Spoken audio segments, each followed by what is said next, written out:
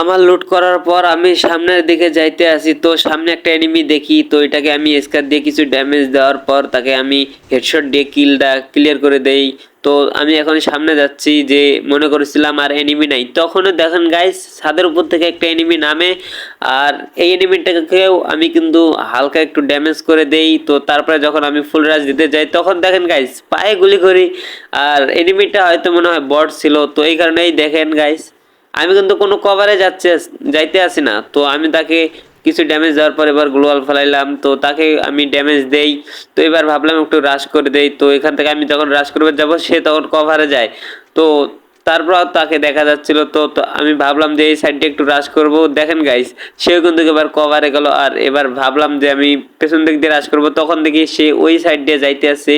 তো আমি তখন এখান দিয়ে ঘুরিয়ে যাইতে ছিলাম, তো ভাবলাম যে এবার এটাকে কিল কনফার্ম করে দেবো, তো যেমনি হোক। তো গাইস ফাইনালি আমি ড্যামেজ করার পর আমার হেল্পের অবস্থা খারাপ করে দিয়েছিল, আমি গ্লোয়াল ফেলাইছি, তারপর যাক গাইস তাকে আমি মারতে পারছি। তো গাইস ভিডিওটি ভালো লাগলে চ্যানেলটি সাবস্ক্রাইব করে দেবেন, ভিডিওটিতে একটি লাইক করে দেবেন।